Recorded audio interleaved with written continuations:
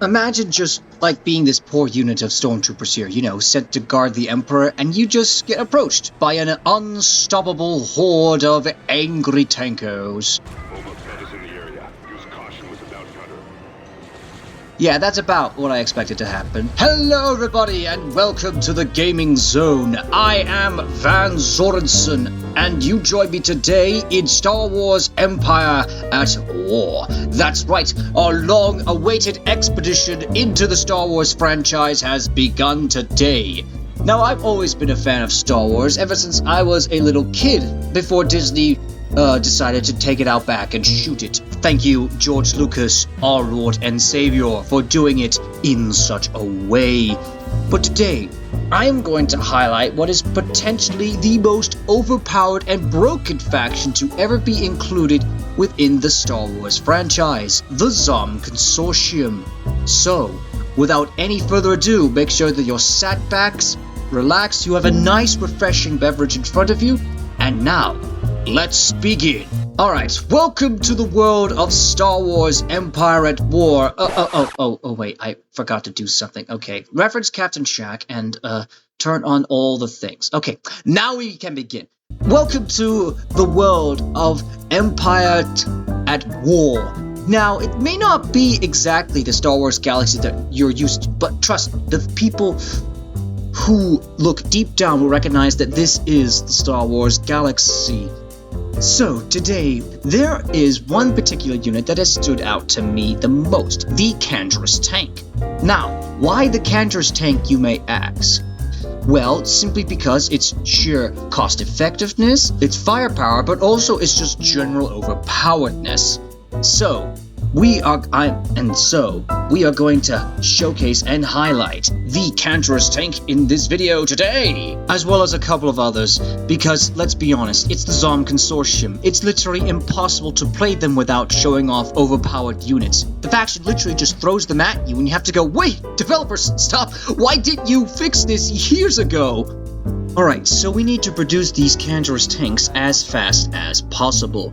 Now, the best way to do that is to simply select one planet. Any planet will do, but I'm going to pick Geonosis because it has the most building slots.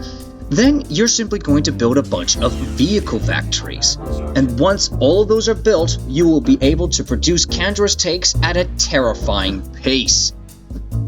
I'm not going to bother with an all-infantry planet, as I need the planet of Kamino for that, because the planet Kamino allows you to build an entire army of infantry units for just 1 credit, meaning you could probably take over the entire galaxy with units that cost 1 credit. Actually, that would be a very interesting video. Another time, perhaps. Okay, now, full disclosure, I am playing on the easy difficulty, as I think going beyond that difficulty is a bit of an issue for me.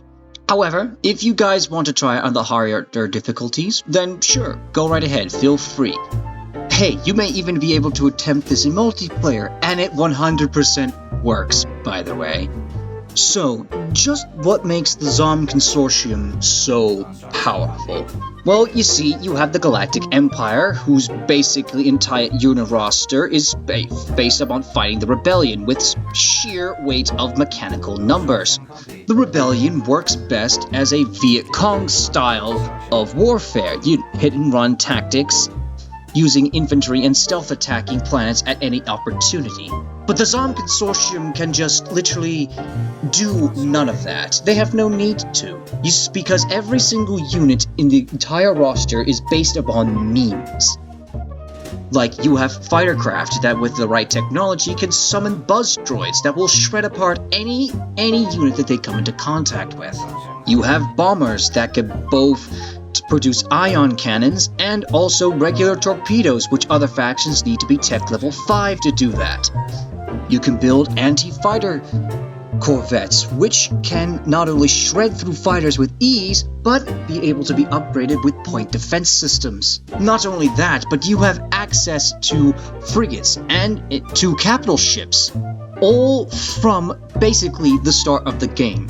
Also, you have these special units called Defilers who will spread corruption throughout the entire game.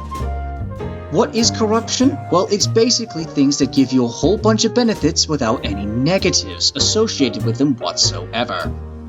But anyway, back to the Cantorus tank. What makes the Cantorus tank so overpowered?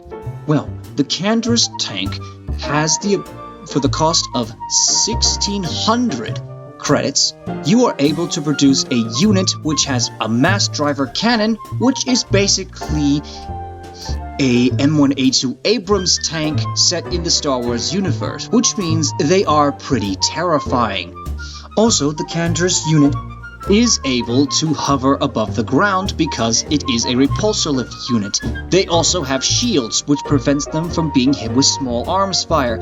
Oh, and you get 3 of them every time you produce a single unit. Does the Cantorus tank technically have any weakness? Yes, it potentially does have some weaknesses. They tend to be weak against rocket-armed infantry, but honestly, at this point, they are not a problem for us. Also, technically, the AT-AT from the Empire would be perfect for dealing with the Cantorus tank. However, the singular vulnerability to the AT-AT is that they are slow, meaning they can be absolutely smashed. You know what? I'm thinking I'm just gonna give you a little preview of just how broken the Zon Consortium space units are by fighting a rebel force that has dared to attack our territory.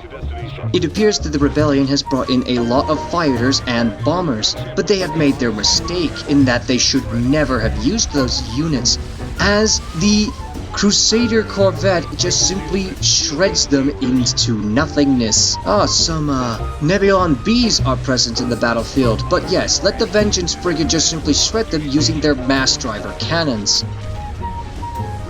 And all the meanwhile, every time we destroy one of their ships, even their fighters, we get money because racketeering is available on our own planets. Why? Why are we able to do that? Well, don't ask why. I don't even have an answer for you at this point. And would you look at that? The rebellion decides to flee. What cowards! Oh, but of course, but then again, the game was basically rigged from the start. And there we go, the rebellion's attack on Bestin has just been driven off. And the worst part is, these aren't even their final form. There's just... this is not going to end well for the galaxy, I don't think. Right, welcome back, ladies and gentlemen. I have reached the point where I have produced about 10 Cantorus tanks, and really, that's all you need, at least on the easy difficulty, to basically win any ground combat this game has to throw at you. Right, welcome to Corellia, ladies and gentlemen, where we're just going to be dropping down a ton of Cantorus tank units. So we are able to drop 4 in, giving us a grand total of 16 tanks to work with. Now, let's just simply move up to the north and just eviscerate any sort of resistance that we come across. And see here, yeah, those mass drivers, they hit very, very hard. Oh look, there's a bunch of enemy infantry. Yes, my little tankies, go, run them over like the Hungarians. You'll notice, most of these rounds are about twice the size of just an average dude. Yeah, this is fine. This is perfectly fine, because each one of those shots basically just one-shots a dude, which, to be fair, I would get eviscerated if I got shot with one of them. Okay, let's just go down here and finish off the Empire's forces in the area. They have a lot of AT-STs, but it literally doesn't matter because we have shields and... well, they don't, basically. And hey, guess what? If one of our units takes enough fire, we could just simply push an ability for one Cantorus tank to take all the enemy fires directly onto them. Why? Why does this tank have this ability? I don't think it makes much sense to me, but, the game developers, they move in mysterious ways. I'm not one to judge them.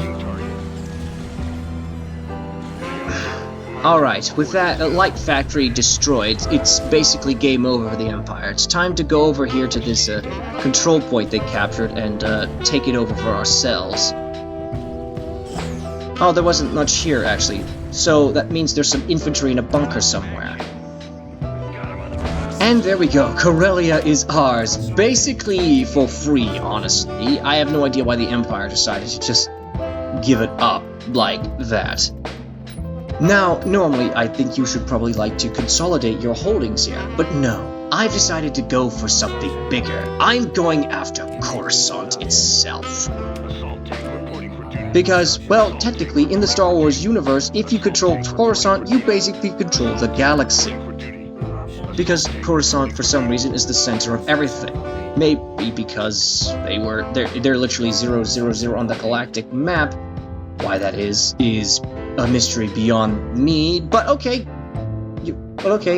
Whatever. You do you, man. Alright, welcome to the planet Beef.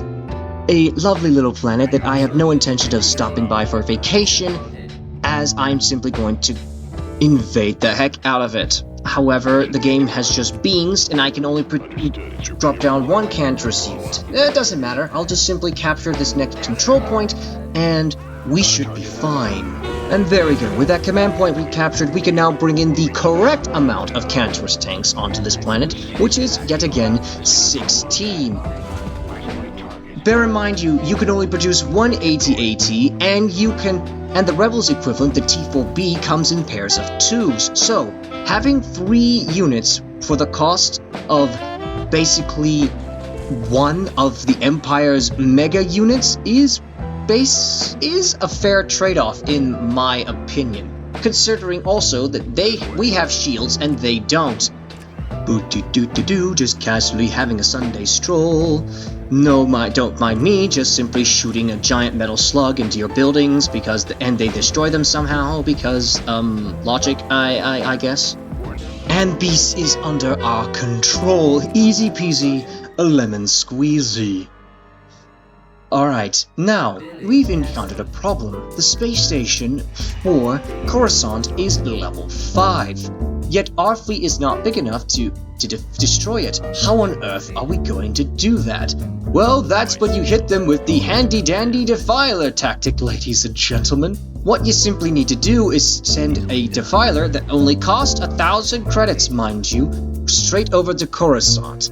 Then, when he's there, you can have him simply bribe the local authorities, and bam, the entire system is doomed. Actually, you know what, now might be a good time to show off the Aggressor-class destroyers. These things are basically 2 giant guns that are pointed directly at the enemy, and you could basically count them as the siege ships for the Zom Consortium. And I'm not just gonna have them do anything particular. I'm just casually stroll right into the enemy along with these vengeance frigates. And because there's no fighters and no reinforcements to worry about, this battle should be relative easy. And yes, we are in fact shredding up the station with no problems whatsoever. Oh my goodness, 5 ships. That's all it took. Just 5 freaking ships was all it took to basically destroy a level 5 station. I always knew that it was the reinforcements that made them very, very difficult to take down. Alright, welcome to the planet of Coruscant, ladies and gentlemen, where we are going to begin with our usual opening move. That's right, launch in as many Cantorus tanks as possible. Once again, we have the lucky number of 16 for us, and we're just simply going to click and move them in the general direction. Oh yes, if you want to shoot down the civilians, sure, go right ahead. In fact, the game actually rewards you for shooting down civilians. This was a different time in game development, I guess, when shooting civilians was okay. Because nowadays, we're technically not supposed to do that. Imagine just being this poor unit of stormtroopers here, you know, sent to guard the Emperor, and you just get approached by an unstoppable horde of angry tankos. Yeah, that's about what I expected to happen. Oh yes, I also forgot to mention that the mass drivers are also great anti-air weapons. Meaning that if you have 16 of these, you're basically immune from anti-air attacks. And also, these weapons can puncture through shields. Sure, yeah, 100%. And with that, Coruscant is underneath our control. Why? Why was this allowed. The Zom Consortium's entire unit roster is basically broken. The assault squad can be equipped with a single technology, weapons that can deatomize infantry upon contact. They also have access to stealth technologies for their ships that makes them basically uncounterable. And also, said stealth ships are able to self-destruct and cause massive damage to the stations and the Canderous tank. Don't even get me started on the Canderous tank. They have shields, which makes them virtually impervious to laser fire. You can build 3 of them at once, which basically means that you could nearly flood the entire map with Canderous tanks if you wanted to. Like, the Canderous tank is basically a vehicle-mounted rapid-fire cannon from the pirate era. You pop that bad boy out and bam! Infantry just die. Vehicles just collapse. Buildings just get incinerated. Just, why? Why? Why was this allowed? Why was this faction greenlit into the game? How was this greenlit? Tails, please explain it to me, please. I love the Zom Consortium. I really do. I love completely overpowered factions. Well, as it should be, because I've always been a Necron fan in 40k, and man, the Necrons are bat crap insane. Okay, you know what? I think I'm just going to have one final battle with these guys, and what better place to have that final battle than the asteroid of Kessel. Alright, welcome to Kessel, ladies and gentlemen. Now this hunk of rock isn't the most habitable place in the entire area, but honestly, it doesn't look that much different from Detroit. Oh wait, there's some prisons here! We can free the prisoner! Oh wait, no, they defected immediately to the rebellion and just got gunned down. Oh, you can't get a break in the Zom Consortium or in the Empire, can you? Wait, why is there an officer corps building here on Kessel? Well, I mean, that would kind of explain why there's such terrible leadership in the Empire, I guess. If they're using prisoners to, like, lead their infantry everywhere. And with that, Kessel becomes another splendid addition to my collection. Yes, you see, the Zom Consortium doesn't capture planets, they collect them. Yeah, those of you never knew that Tiber Zom was a good collector? Well, now you know. Anyway, I think I've just about exhausted any potential of playing any further in this campaign. The Zom Consortium, you are absolutely broken, and I hope that you never change. I would totally be down to come back to this game and play more of it, and also some of the mods that I have found that I think are looking interesting. But I kind of want to work on my storytelling skills before I do something like that. However, I do have an idea of how I could bring about a very interesting story. Anyway, thank you all so very much for watching this video, and I hope to see you in the next one. Game on, my friends.